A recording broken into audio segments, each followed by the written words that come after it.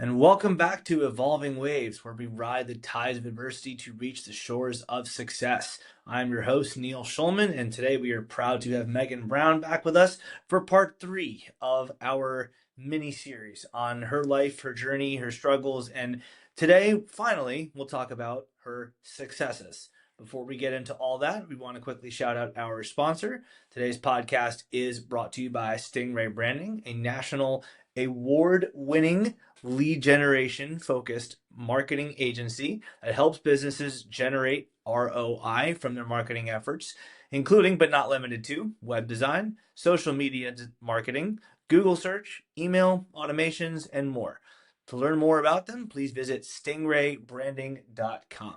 And with that said, we are so happy to welcome Megan Brown back into our studio to tell us the final piece of her story, the success that we have been hinting at for the first 2 episodes. And we sort of touched on elements of them, but we'll get to hear a lot more about them today. Megan, thank you again for being with us and being willing to share your time and your story with us. No, thank you for having me. Of course, Megan. And we are going to start with something that I probably should have mentioned in the first, or either of the first 2 episodes, but something you said off air made me want to start this episode with this as well.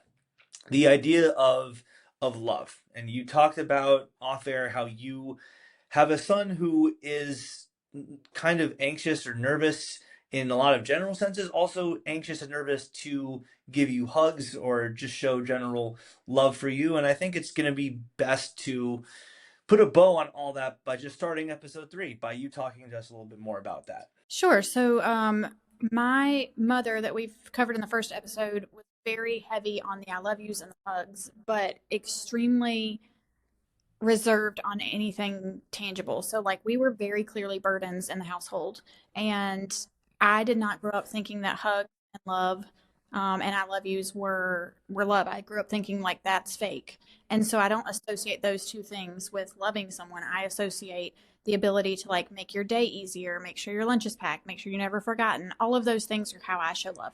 My son, because of his nervousness and his anxiousness, when he is nervous, he will immediately start saying, "Mommy, I love you."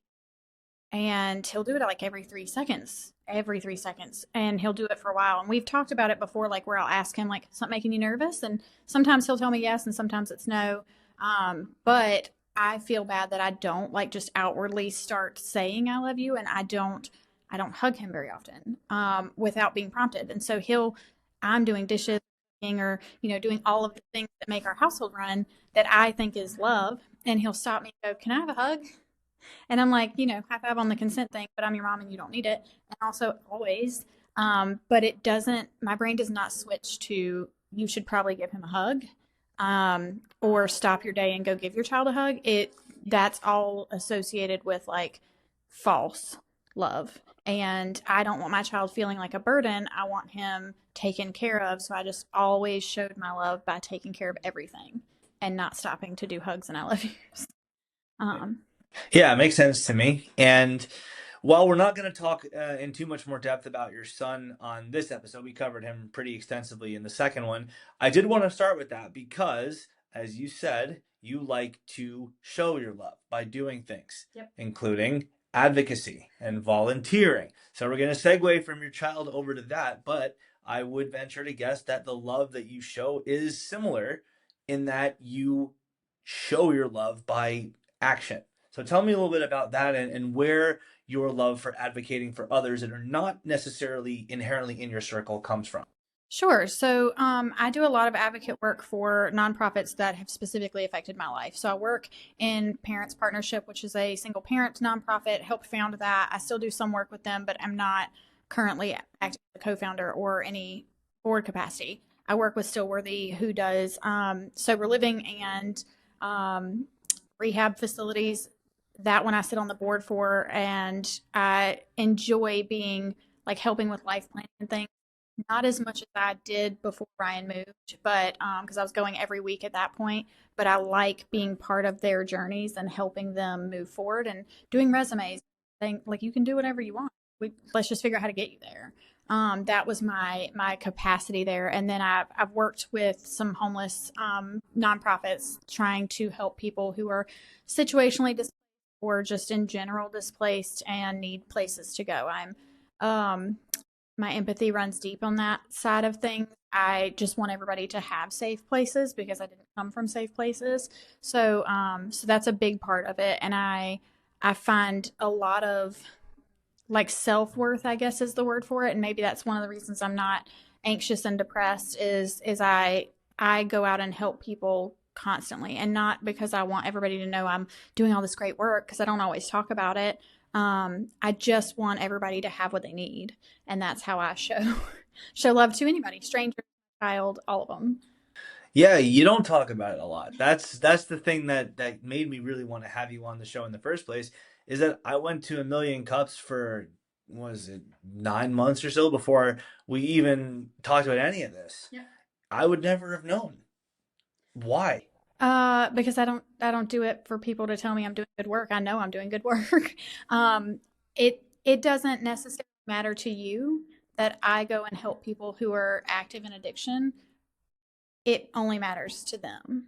And so like if I'm not talking to you about your addiction, like I don't need to broadcast people's problems. And like I said, I've said this several times, my son and my brother are very open about their histories. I would not say something on this show that I didn't think they would be okay with. It is not my story to tell at all times. And so a lot of the work that I do it because I want to change lives, not because I want people to think that I'm the greatest person in the world.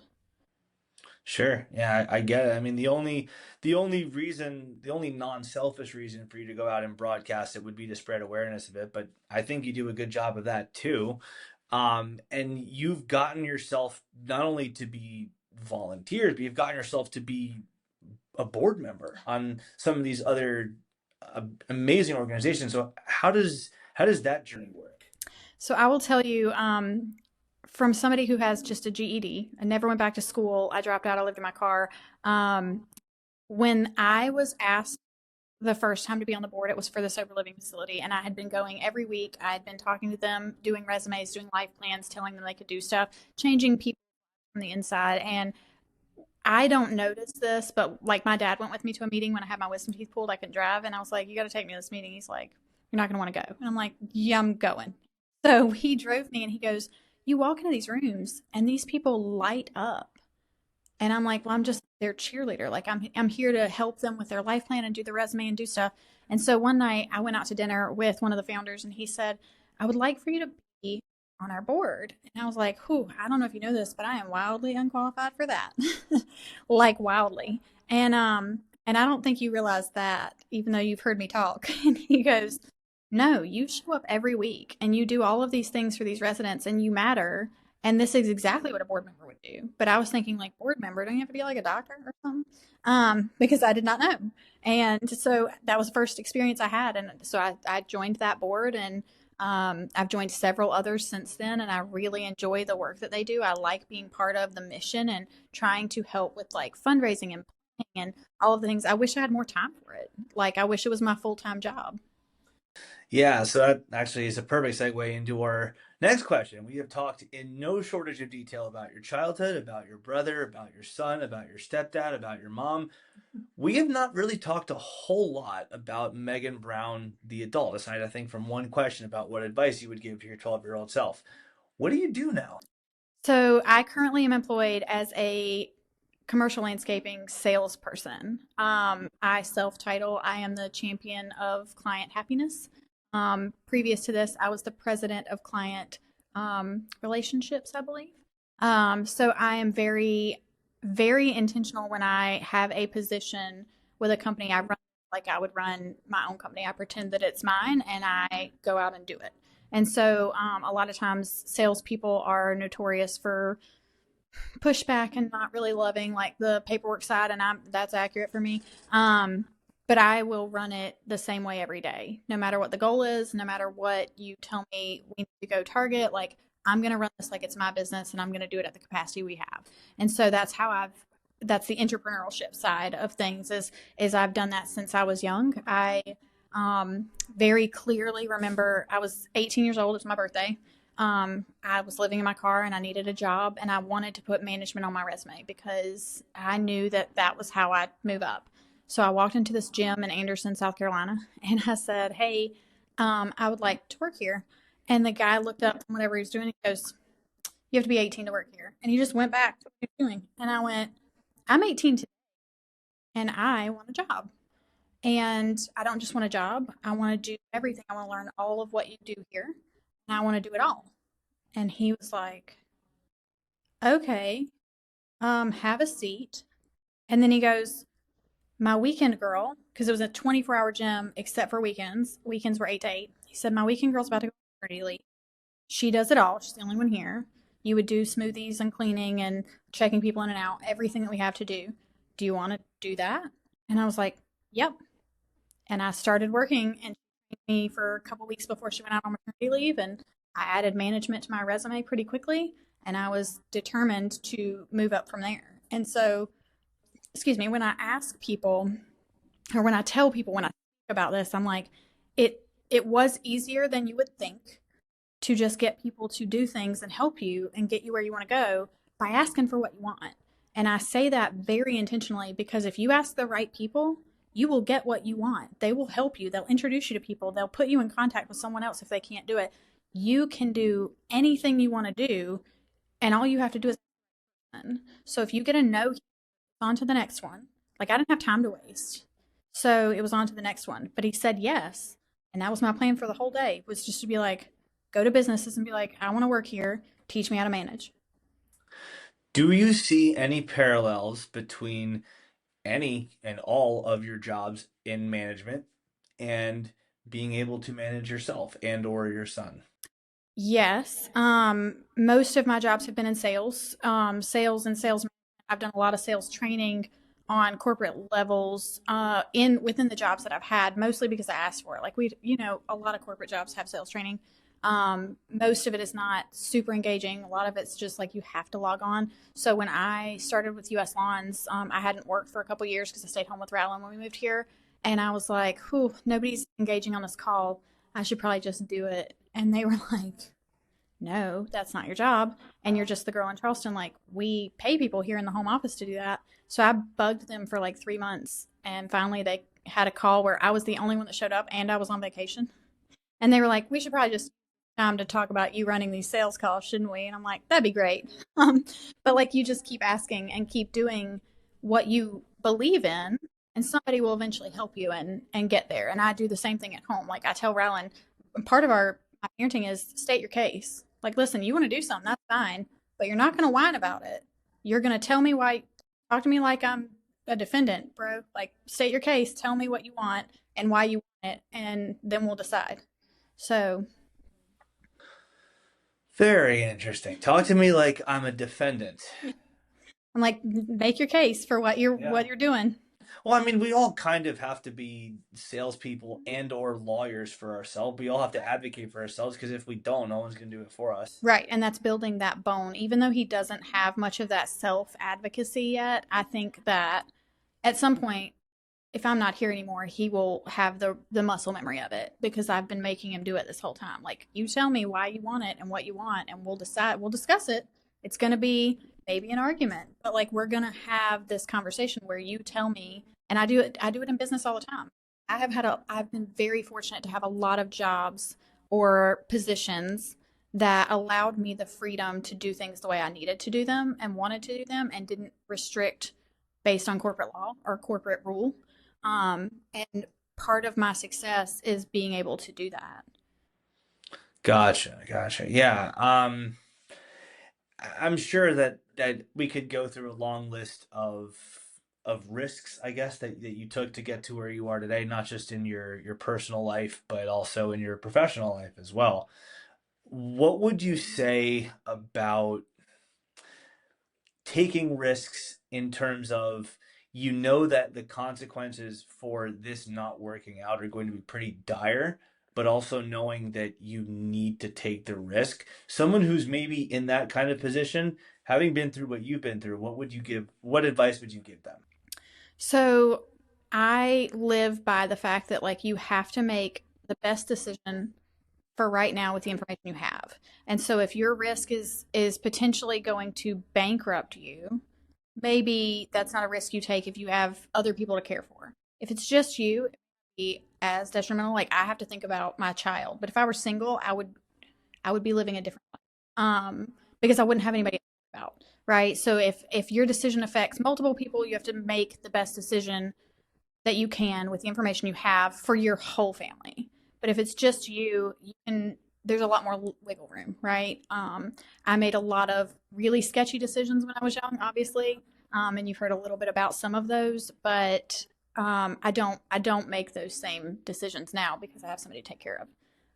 But I would say that's my best advice: is best decision you can make with the information you have. Gotcha. Yeah. So did you learn that from trial and error, or did someone teach you that? Oh no, I learned it from trial and error, and I made lots of mistakes. I will say one of the large, I guess, risks that I took, and it has nothing to do with business. When I was 15 years old, I got a tattoo in an underground shop in 2005 that wasn't legal in South Carolina, um, in the back of a strip club, and so so my mother took me to get this tattoo, and it was something I wanted at 15, but wasn't. I should have made that decision when I was 21, right before I had my son. My brother OD'd in a halfway house, and his sponsor came to live with my mom, and also was a tattoo artist that ordered some Amazon stuff and was doing tattoos. So when I got to my mom's, Zach was getting tattooed in the kitchen, and I was like, I don't know if Zach's gonna make it. So I will get a tattoo while I'm here because like it'll be something that we can do together. And so I let this man tattoo me on my mother's couch. The majority of my body under my shirt is tattooed, my almost my whole back. And I didn't start getting tattoos in legitimate shops and legal situations until I had a child that like my health matters and you can't be getting couch tattoos and backwoods tattoos anymore. So I wouldn't recommend doing that ever. But if you have a family, it matters a lot more. I think about that. I'm like, that's the riskiest thing I've ever done. My brother was an IV drug user, and I got a tattoo right after him. Not safe. Very That's a fortunate. risk. Yeah, very fortunate. No issues from any of that, but definitely could have been for sure. Don't recommend it. Yeah. So that's pretty severe. I mean, the risks involved in that are pretty high. So as with a lot of other things that we've talked about, there's definitely a stigma. There's definitely some less than positive labels that are attached with I mean not only tattoos and backwoods Mm-hmm. strip or tattoo parlors, but also just everything that you've been through.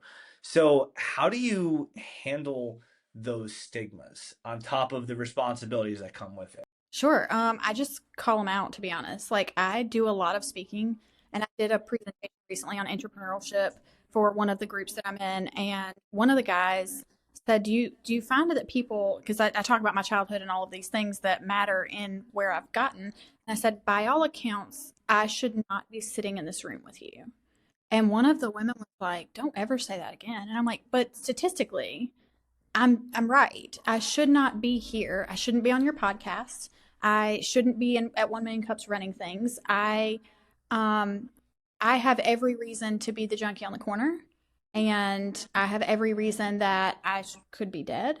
Um I did not have any reason to get out of the lifestyle that I had or to walk into places and ask them for opportunities, right? So call it out and just say like, listen, I've done all of these things, which makes me better for your company if I want to work for you, right? It makes me better for a better parent. It makes me a better person. I think that's the key to everything. It's just calling it out, saying, listen, I know I'm not supposed to be here, but I'm here and you're going to listen. And people do listen when I talk, which is wild. And it's funny. I had a boss one time that he said something, wasn't really derogatory, but about a kid that came in that wanted to work there with a GED. And he didn't realize that's all I. And so I think he felt bad because he said, we got to start taking school seriously. Like these kids are coming in here with GEDs they just got. And like, why are their parents not making them stay in school? And I said, 100%. My child will not have that because all I have is a GED and he will not have the option to drop out of school. And I think he got super quiet. And then later he was like, I'm so sorry. Like I wasn't trying to be negative. And I was like, why would you be sorry? I agreed with you that support at home is a big part of why I got my GED, right? And so I'm agreeing with you that we can do more if we have the support. And yeah, somebody should be on top of these kids. Like, I don't have to be upset when it's called out, but I shouldn't be here. And you had no idea. He's like, you don't hold, you haven't been to college or didn't live like this wholesome life. I'm very intentional about that. You wouldn't know I'm covered in tattoos unless I want you to, right? So it's a big part of who I am to say, like, I hold myself very, very specifically so that you don't know until I tell you and then you're surprised. Gotcha. Yeah. So I guess the tattoos can be construed as a symbolism of sorts. Not that, people with tattoos can live all kinds of lives. The tattoo has nothing to do with it. But again, there's a stigma there that's attached to that. A big stigma attached to underground shops and tattoos on your mom's couch, for sure. So, with that said, how do you feel about your tattoos now? Do they help define who you are? You don't really think too much about them. I still get them. I don't really think too much about them, so it doesn't bother me. I would say I was not at an age where I should have been able to make that decision. I should not have been afforded the opportunity to go and have a parent take me, right? But it doesn't bother me. I don't look at that. I mean, my tattoos, some of them are good, some of them are not. But I don't ever look down and go "Ugh, like I wish I hadn't gotten it." It's part of who I am for sure. I don't want to cover them up. I don't want to remove them. Um, I like them. I like artwork in general, and so like it's never been an issue. But there are people who get tattoos that don't age well, and or the tattoo I got was on my hip in the front. So like when I got pregnant with Rylan, it could have expanded greatly. I'm very fortunate that it didn't, but like it could be a different story if it didn't age as well as it did. Gotcha. Yeah. So, what would you say is one thing that you wish people understood about anything that we've talked about so far that is not currently understood? Sure. So, the talking about it, erasing the stigma is a big one. But I would say when it comes to business specifically, um, the presentations that I have done, I have said, I'm only here to take a chance on me. And so it's really important that if somebody walks in your door or you come across them as an applicant, you don't count them for what they don't have. Because I'm only standing in front of you or sitting here on this podcast because people took chances. And I'm really, really grateful for that. Gotcha. So, I'm sure that that's one of the many things you're going to be passing along to your son as he continues to grow and he gets to the age where he's looking for jobs, he's looking for college opportunities, he's looking for, I don't know, internships, or maybe Mhm. he's looking for a summer program somewhere or something that's more traditional, where you took a very non-traditional path, yet you're still here. Like you Right. said, you've overcome all those odds. I think in the first episode you said something like a nurse said to you that you have two conditions that are identified in 1% of women over 80. Mm-hmm. So statistically, you should not be here, Yeah. yet you are. So, with that said, anyone going through any type of struggle, listening to this podcast, watching on YouTube, we talk about overcoming adversity. We reach the shores of success by overcoming the tides of adversity or riding the tides of adversity to overcome or reach the shores of success. This is it right here. Yeah. This is it. You're looking at someone right now, not me, the other person. You're looking at someone right now who has done that all her life. So the stigmas that have come with it, the trials and tribulations, the rough times that I'm sure have helped make you who you are, but were very uncomfortable in those moments, such as sleeping in your car, being, I think, 13, you said, and being with these guys in their 20s in cornfields, and having a dad who only liked you if you drank, and everything in between. Would you trade any of it? Nope. Very, very intentionally, the way that I talked about not giving myself advice, I would not be. And I think it's extremely important. Part of my ability to speak to anyone, talk to anyone, get people to open up is because I've been through a lot of things. And I think that it's important. If you don't go through anything, you don't build empathy for others. I think that's a big part of why I can still be empathetic. I think there's a fine line between empathy and personal responsibility, and I walk that line every day with lots of people. But I think that building empathy comes from your adversity that you faced. And when you haven't faced anything, you think, oh, he's just a drug addict and he's just homeless. And like, he should just get it together. And that's not always possible. And so, like, I sit here with chronic pain, knowing what the other side looks like, and I got it together, but I can't think like that for my brother because I don't do the same thing. Like I haven't, even though we grew up in the house, we had two very different situations, right? He was a boy and the youngest, and he was catered to a little bit more. And so I'm like, for me, I'm like, he was also hated by my stepdad like this whole life. And so I'm like, I know what I saw. I don't know what I didn't see. So Zach relives these memories and he has had even worse traumas since we've grown up. And his drug addiction started later than mine, but like exacerbated, right? And I can't just look at him and go, I got it together. Like, why can't you? That's not how life works. Not everybody has that ability. And I don't rerun these memories a lot. I can talk about them and be okay, but my emotional attachment to how I grew up, and part of the reason I can sit here and say this without getting emotional and crying and, being upset, is because I don't attach to that.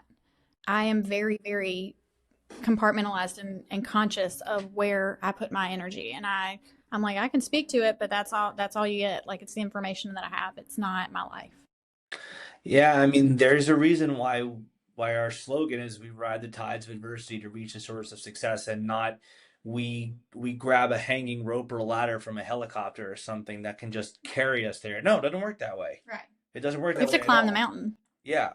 And you are in our metaphorical sense, you have to brave those rough waves, that chop in the water to reach the shores of success. You don't just get airlifted to it. You have to battle for it. You're the living embodiment of that. So as we're coming to a close in this three-part series into Megan Brown's life and her story, what legacy do you want to leave? Because this episode, the internet's forever, as we all know, it's going to be out there long after all three of us are gone. What legacy do you want Megan Brown to leave for not only your son, but especially for him, but for everyone who may watch this? Right. So my goal in life has always been and will always be leave this world better than I found it, better than I came into it, make a difference. I've said this several times. I want to change people's lives, and I do that every day.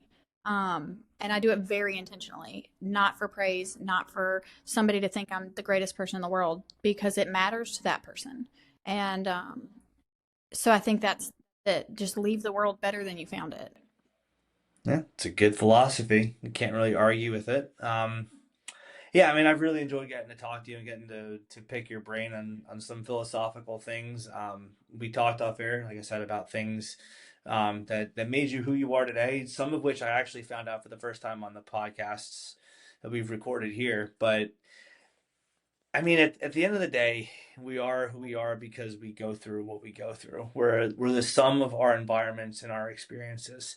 And so, with that said, the final question I have in this entire trilogy is the same one I ask everyone. What is next for Megan Brown? Where do you go from here? So I am I'm getting more selective in where I spend my time. I love my job and it has afforded me a lot of things, but I think I'm going to pivot into a fractional sales role and or sales training of some sort. I would like to do more nonprofit work. I'm trying to figure that out when it comes to the monetary side of things because I am a single parent. I can't just make decisions that would affect the salary I currently have. So I am working to figure out how I can do more good with the time that I have.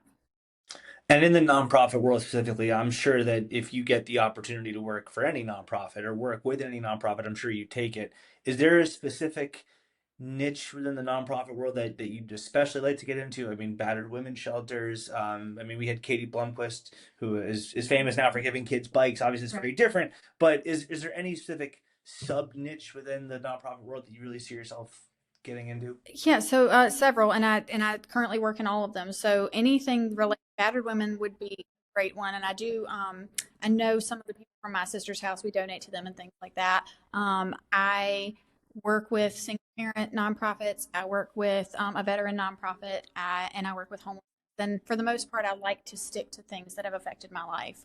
I very intentionally, so the veteran nonprofit, my family is all Navy, but we never went through like wars and things. So I didn't have like the PTSD side of things that they are advocating for. I care about it, but it didn't affect my life that much on that end of things. But Warriors Haven is trying to build a tiny home community for veterans back on their feet. And my goal is to at some point build a single moms community that's a tiny community. It's a dream I've had for a long time, so that people can get out of their situations without having like the housing crisis that's here and the rent being you have to make three times the rent and nobody can afford it and they can't leave their husbands and everybody's miserable and there's a lot of single parent issues that I didn't face that I know are real problems. And so that's a big one for me is helping people navigate co-parenting and getting out of their situation, especially dangerous situations that they are not equipped to get out of without help, would be my biggest ones. Yeah, awesome. I guess I said last question, but I guess I have one more, and it's a very similar one. But about your son, what's next for him? He's going through puberty. I'm sure Yeah. one day he'll be looking at colleges, but between now and then, what's he getting himself into these days? Yeah, so Rylan is 11, and last year on May 8th, he presented his little business at 1 Million Cups, which is the 3D printing business he does for the school. He has started a comic book with five friends, I guess, and he sells those at school. So he like does things that are, no, I wouldn't say your norm for kids.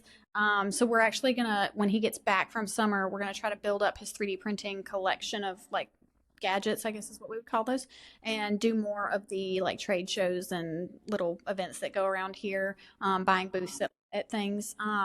And he was on AB honor roll for the first time all year this year, which was awesome. So we're gonna keep that up in sixth grade. But we're going into middle school. So. Congratulations. For those of you who obviously can't see this because the camera's not on her, our producer Takaya just gave a little silent clap for that. But that is awesome. That is really cool, and that embodies our show as much as anything. Like I was saying with you, but it's reflected on your son because he didn't get the same childhood as a lot of other people. Like you said, he's forced to grow up in a.